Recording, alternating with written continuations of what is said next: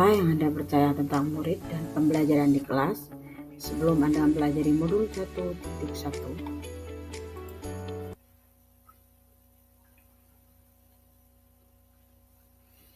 Pendidikan adalah tempat persemaian benih-benih kebudayaan dalam masyarakat. Ki Hajar Dewantara memiliki keyakinan bahwa untuk menciptakan manusia Indonesia yang beradab, maka pendidikan menjadi salah satu kunci utama untuk mencapainya. Ki Hajar Dewantara mengibaratkan peran pendidik seperti seorang petani atau tukang kebun. Anak-anak itu seperti biji tumbuhan yang disemai dan ditanam oleh Pak Tani atau Pak Tukang Kebun di lahan yang telah disediakan. Anak-anak itu bagaikan bulir-bulir jagung yang ditanam.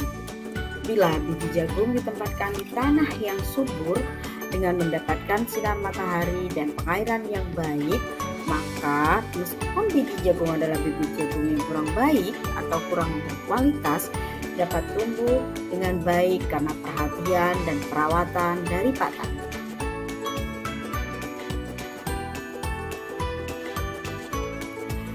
Kodrat alam berkaitan dengan sifat dan bentuk lingkungan di mana anak berada. Sedangkan kodrat zaman berkaitan dengan isi dan irama. Bukan tabula rasa, anak bukan kertas kosong yang digambar sesuai keinginan orang dewasa. Anak lahir dengan kodrat yang masih samar, kita menuntun dengan memfasilitasi atau membantu untuk menebalkan garis samar agar dapat memperbaiki laku untuk menjadi manusia seutuhnya. Menebalkan laku anak dengan kekuatan konteks diri anak dan sosiokultural budaya.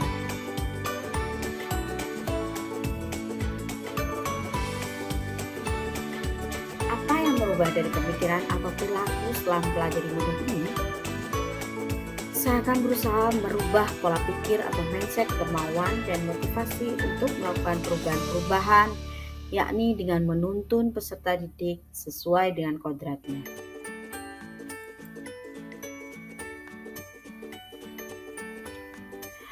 Pendidikan memberikan tuntunan terhadap segala kekuatan kodrat yang dimiliki anak agar ia mampu mencapai keselamatan dan kebahagiaan yang setinggi-tingginya, baik sebagai manusia atau sebagai anggota masyarakat. Dalam pembelajaran, hendaknya memberikan tuntunan atau menuntun agar peserta didik dapat tumbuh kembang sesuai kodrat alam dan zaman yang mengalami kemajuan dan selalu berkembang. Sebagai pendidik, saya hanya dapat memperbaiki tingkah laku dan tumbuh kembangnya sesuai bakat, minat, dan potensi yang dimiliki.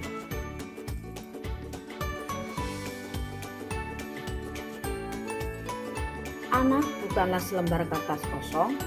Anak lahir diumpamakan sehelai kertas yang sudah ditulisi penuh, tapi semua tulisan itu samar-samar. Pendidikan berkewajiban dan berkuasa menebalkan segala tulisan yang samar-samar yang berisi tentang budi pekerti yang baik. Pendidikan yang dimaksud adalah pendidikan yang dimulai dari lingkup keluarga, pendidikan formal atau sekolah, dan pendidikan yang didapat dari lingkungan masyarakat.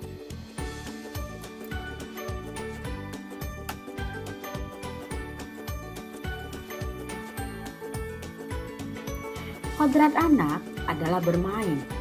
Hendaknya guru mengintegrasikan permainan dalam pembelajaran. Tugas guru adalah menuntun agar permainan dalam pembelajaran terarah sesuai dengan tujuan pembelajaran.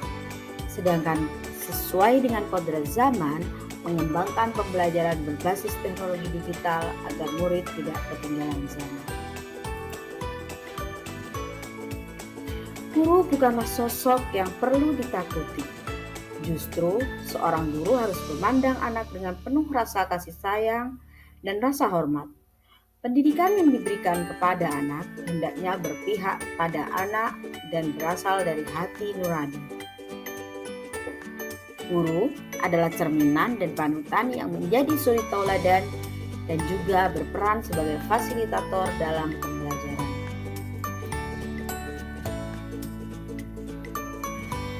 Pendidikan budi pekerti. Pendidikan dan pengajaran yang utama adalah budi pekerti. Budi yang berasal dari batin berkaitan dengan cipta, rasa, karsa. Sedangkan pekerti yang berasal dari lahir yang berkaitan dengan tenaga.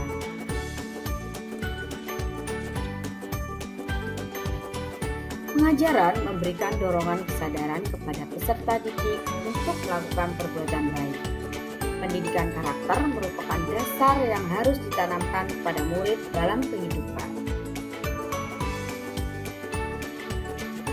Apa yang dapat segera Anda terapkan lebih baik agar kelas Anda mencerminkan pemikiran Ki Hajar Dewantara? Saya selaku pendidik memberikan penguatan karakter budi pekerti sebelum dan sesudah pembelajaran.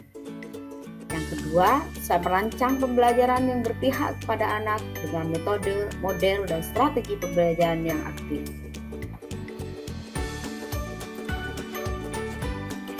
Mengintegrasikan permainan dalam pembelajaran sesuai kodrat alam anak dan menerapkan pembelajaran berbasis teknologi sesuai kodrat zaman. Membuat kesepakatan kelas untuk mengenali potensi minat, bakat, kebutuhan, dan kodrat anak. Menanamkan profil pelajar Pancasila kepada peserta didik dalam pembelajaran di sekolah. Berikut 6 profil pelajar Pancasila. Yang pertama adalah beriman, bertakwa kepada Tuhan Yang Maha Esa, dan berakhlak mulia. Berikutnya adalah berkebinekaan global. Kemudian bergotong royong, kreatif, bernama kritis, dan mandiri. Demikian koneksi antar materi dan refleksi modul 1.1